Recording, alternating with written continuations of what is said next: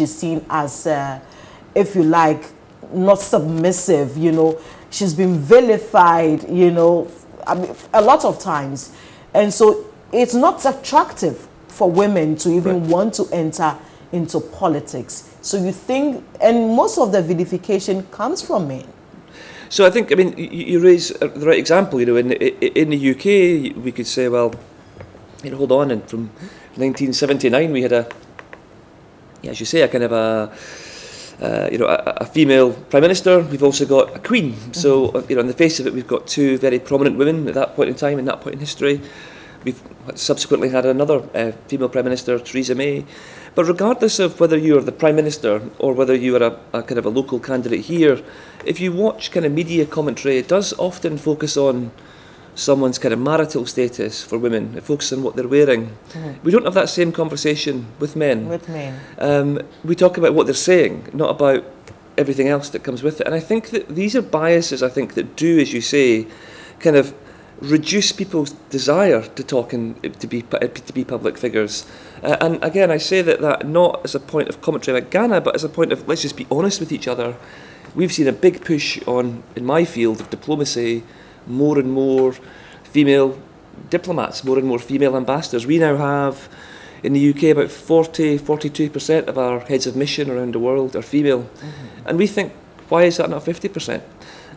So I think it's about not sitting back and thinking things have improved, because I think in many contexts, including in Ghana, things have improved.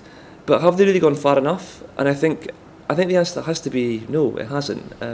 That's my kind of fairly firm view. Well, I know we're getting there, but how long do you think it would take for us to get to a point where women are doing what they have to do or have earned their place? And so we're not looking at other biases and saying that you don't deserve to be here. And so women would have to work thrice, 4 times as hard as their male counterparts. But I think it's around, as I said, I think it's about enhancing the conversation. I don't think it's appropriate when we have, if we want more youth or younger representation, it's not appropriate when you've got, younger female candidates and seeing a narrative that says, well, why are you not at home with your young children? Well, why would we not say that about men?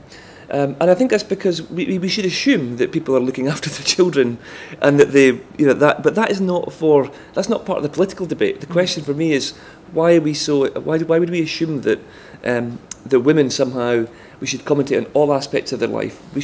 People should vote. People should have the right to have a public debate on the basis of what they stand for, on their policy. And I think that's the example of like these biases one level down that I think we should be calling out.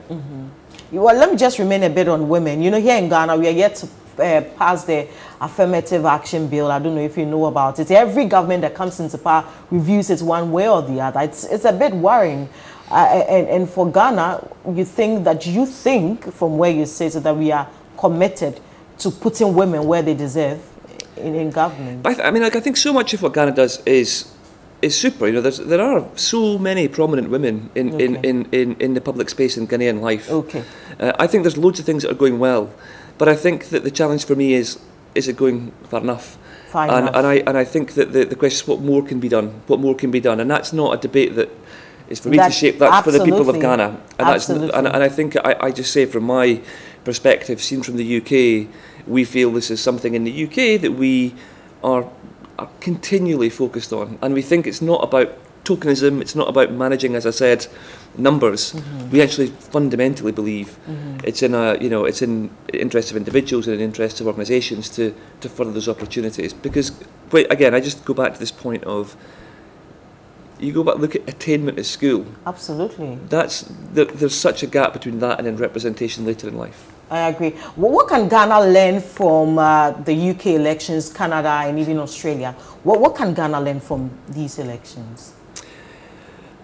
So I think, as I said at the start, I think Ghana is the reference point for democracy in the sub-region. I think it's less, for me, it's less about learning from the UK and more about Ghana building its own story, its own narrative.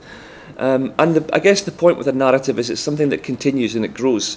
And ever since, I suppose, 92, then through to 2000 and then beyond, I think Ghana's built a real reputation of democratic legitimacy, espousing the values, I think, so much more broadly of what they stand for. And I think that the message, I feel, is that we must make sure we're never complacent about that.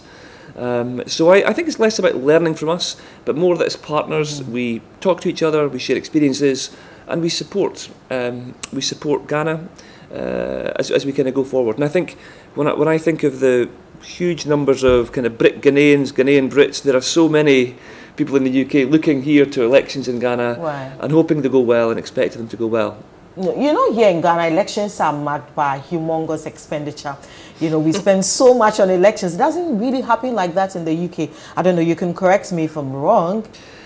I think we do have kind of controls on things. In the UK, we have a slightly different system whereby there's much more kind of controls on political party expenditure during elections that's then subject to kind of external scrutiny afterwards, and if people are found to be in breach, there are penalties. But I think that said, there is still a lot of expenditure in the UK on elections, as ostensibly candidates try their best to get their message out across the country. In the UK, which department or which ministry looks at expenditure in terms of ensuring that we don't go beyond certain numbers, you know, so in the UK? So we have what's called our National Audit Office, which is part of government, but separate, does not report to the Prime Minister. It holds the Prime Minister to account, and that then reports after the election on whether or not electoral expenditure is kind of in line. And they work with our Electoral Commission, which is a similar construct to what you would have here in Ghana. Do you do political party funding? Do you fund political parties? The UK? In the UK, yeah. No, so that's no, we don't. The political parties raise their own funding in their own way. Because there are discussions that we should be thinking of funding political parties, because here in Ghana is a duopoly, NDC, NPP, and they always have the financial muscle to fund their campaigns. But if you look at the other parties, they are not on that level, and so it doesn't create like a level playing platform for every political party to participate. Yeah, I hear that debate, and I think, again, my sense on that is these things are for Ghana to decide. I mean, I think that, as you say, the NPP and the NDC are the two giants of the political scene here. I think, again, you look around the world, and in many democracies there tends to be two principal parties. So I don't think that's unique. But as you say, I think that kind of sense of when there is a duopoly, to use your words, I think it's about. There's also a question about how to make sure that the medium and longer term development remains consistent to an extent. So it needs to represent the different views, but how do you keep a central kind of driving kind of purpose? And which makes sense. Your final words as we wrap up this interview. I mean, we are heading to the elections in 12 days. My final words are, I think my reading is that Ghana really does care about elections, and even during COVID, we've seen a lot of excitement about elections, and we've seen lots of discussion. And I think that's what a healthy democracy does. And I hope, and I feel the expectation that the election goes ahead safely, peacefully, and freely and fairly. And I hope that whoever wins on the 7th of December, I hope that whoever wins will carry on that kind of building that reputation. Ian Walker, thank you so much for coming to share your thoughts with us on our elections and every other issue. But you'll be dancing to King Promises, one of King Promises' songs. So please get ready for that. But I have a few birthday wishes. Joyce Sakite Ahiadome, today is your birthday. Happy birthday to you. You're very special. Also, happy birthday to Nana Oye Ankre's son. You are also 5 years today. Your mom says she loves you very much. Also, this one is from famous Atichogbe to his big sister who turns 50 years today. He says he loves you. I can't find the message, but he says he loves you very much. And so, yes, happy birthday to you.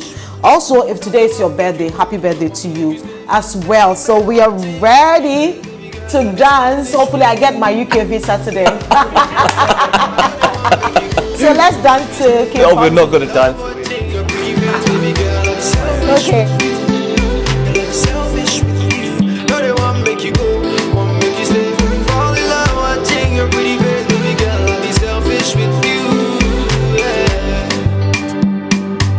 Me the middle for a shed to my mama. You won't say tempo asa, sana tempo asa. Ya tempo mo edin como edin como edin.